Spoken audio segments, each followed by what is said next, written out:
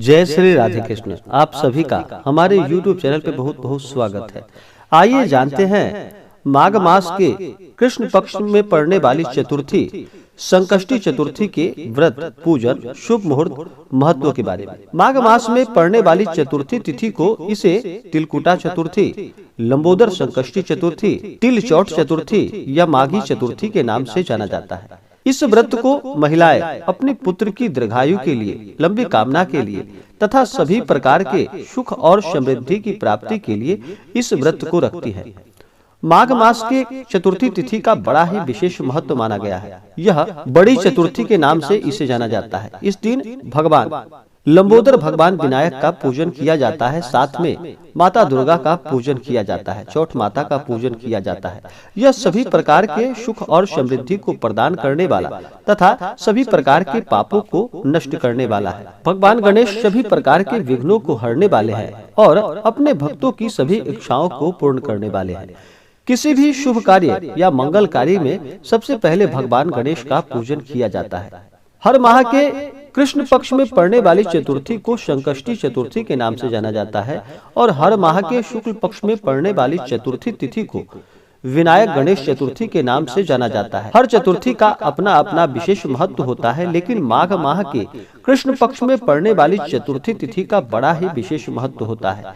इस दिन भगवान गणेश का पूजन करने से माघ मास में वैसे भी गंगा स्नान का, दान का और पूजन के लिए इस महीने का बड़ा ही विशेष महत्व माना गया है और माघ मास में पड़ने के कारण इस व्रत का और भी ज्यादा महत्व बढ़ जाता है। तिल चौठ के व्रत में, संकष्टी चतुर्थी के व्रत में इस दिन भर निर्जला रह करके भगवान गणेश का सुबह और शाम के वक्त पूजन किया जाता है और शाम को चंद्रोदय के समय भगवान गणेश का पूजन करते हुए चंद्रमा को अर्घ्य दे करके चंद्र दर्शन करने के बाद ही इस व्रत को पूर्ण माना जाता है। इस बार संकष्टी गणेश चतुर्थी का यानी कि तिलकुटा चौथ का व्रत जो कि 21 जनवरी 2022 दिन शुक्रवार को किया जा रहा है।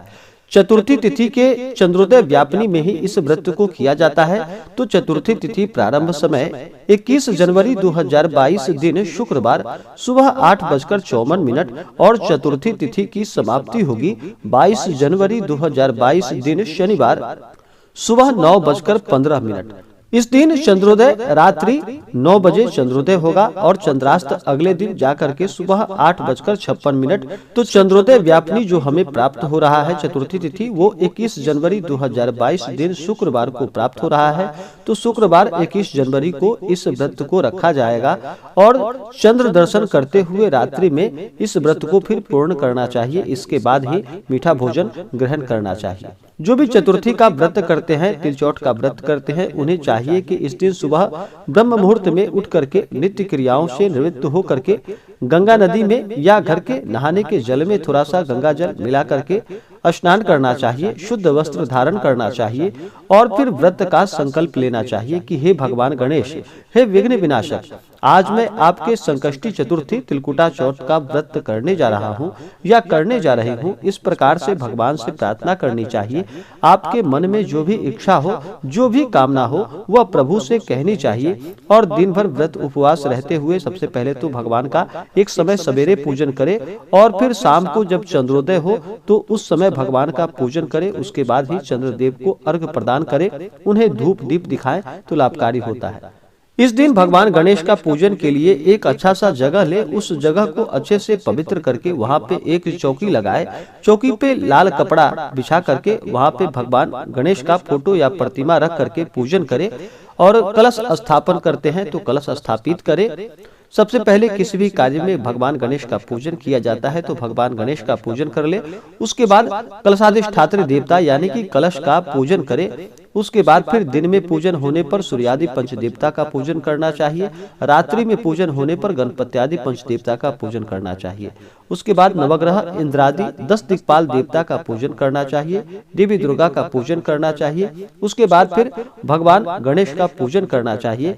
इससे पुण्य फलों की प्राप्ति होती होती है। भगवान गणेश को विशेष करके उनका जल से अभिषेक करे, भगवान गणेश का पंचामृत से अभिषेक करे, शुद्ध गंगा जल भगवान गणेश के ऊपर चढ़ाए, उनके ऊपर वस्त्र चढ़ाए, पीला वस्त्र या लाल वस्त्र भगवान गणेश को अर्पित करे, यज्ञोपवीत चढ़ाए, उसके बाद अक्षत, चंदन, पुष्पों की माला भगवान गणेश को अर्पित करे। भगवान गणेश को सिंदूर अति प्रिय है तो उन्हें सिंदूर चढ़ाए और उसके बाद दुर्वा दल भगवान गणेश को अवश्य ही चढ़ाए।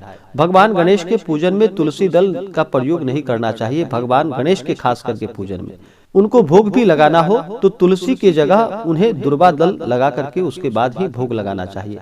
तो भगवान को दुर्वा दल अवश्य ही चढ़ाए, यह बड़ा ही लाभकारी होता है। भगवान गणेश इससे प्रसन्न होते हैं।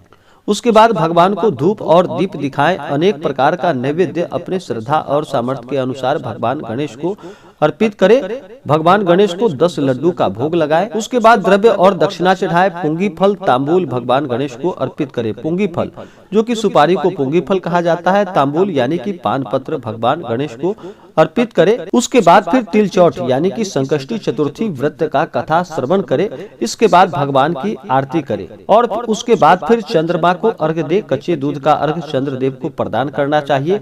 उसके बाद अक्षत, चंदन, पुष्प चढ़ाना चाहिए, धूप दीप दिखाना चाहिए और भगवान गणेश से अपने सभी मंगल कामनाओं के लिए उनसे प्रार्थना करनी चाहिए। हमारे घर में सभी स्वस्थ हों, सभी खुशहाल रहें और हमें सभी प्रकार के सुख और समृद्धि की प्राप्ति हो। इस प्रकार से जो भी आपकी कामना हो चंद्रदेव से अवश्य ही प्रार्थना करें, भगवान गणेश से प्रार्थना करें और चंद्र दर्शन करने के बाद ही इस व्रत को पूर्ण माना जाता है। किसी भी प्रकार के व्रत में नियम और निष्ठा का पालन करना चाहिए। व्रत के दौरान ब्रह्मचर्य का पालन करना चाहिए। किसी के ऊपर क्रोध बिल्कुल भी नहीं करना चाहिए। अपने मन में किसी के प्रति ईर्ष्या या द्वेष का भाव नहीं लाना चाहिए। महिलाओं का सदा ही आदर और सम्मान करना चाहिए। जहाँ पर महिलाओं का आदर और सम्मान होता है वहाँ पर माता स्थिर लक्ष्मी का वास होता है और जहाँ पर महिलाओं का अपमान होता है वहाँ से माता स्थिर लक्ष्मी रुष्ट होकर चली जाती है। तो महिलाओं का कभी भी अपमान नहीं करना चाहिए। सदा ही धर्म कर्म का कार्य करना चाहिए, भजन कीर्तन करना चाहिए। इस दिन भगवान गणेश के नाम का जप करना चाहिए। ओम गंग गणपतये नमः या ओम भालचंद्राय नमः, ओम लंबोदराय नमः। इन मंत्रों का जप करना चाहिए। स्त्रियां केवल नाम जप करे, स्त्रियां ओम का उच्चारण ना करे। ओम के जगह श्री गणेशाय नमः ऐसे कह करके भगवान गणेश का जप करना चाहिए स्त्रियों को। उसके बाद पूजन समाप्ति करके सभी को प्रसाद वितरित करे। उसके बाद स्वयं भी प्रसाद ग्रहण करे। उसके बाद अगले दिन जाकर के सुबह उठ करके स्नान करके शुद्ध वस्त्र धारण करके भगवान सूर्य देव को अर्घ्य प्रदान करे। भगवान गणेश का आरती कर ले। उसके बाद ब्राह्मणों को भोजन कराए, ब्राह्मणों को द्रव्य दक्षिणा प्रदान करे तो यह बड़ा ही लाभकारी होता है। वैसे संकष्टी चतुर्थी के व्रत में दिन भर व्रत उपवास रह करके पूजन किया जाता है और चंद्र दर्शन के बाद आप भोजन ग्रहण कर सकते हैं। बहुत से जगहों पर अपने अपने नियम के अनुसार लोग करते हैं, बहुत से जगहों पर अगले दिन जाकर के भोजन करते हैं। तो आप अपने अनुसार देख ले आप किस प्रकार से चंद्र दर्शन के बाद भी आप एक समय मीठा भोजन ग्रहण कर सकते हैं। तो आशा करता हूँ कि यह जानकारी आपको अच्छा लगा हो। ऐसे ही ज्ञानवर्धक जानकारियाँ प्राप्त करने के लिए हमारे इस चैनल को लाल बटन दबा करके सब्सक्राइब करें, साथ में बेल आइकन घंटी दबाएं ताकि मेरे वीडियो का नोटिफिकेशन आपके पास सबसे पहले पहुंचे। वीडियो को लाइक और अपने मित्रों तथा दोस्तों के साथ शेयर करें। सुखी रहें और स्वस्थ रहें। जय श्री राधे कृष्ण। धन्यवाद।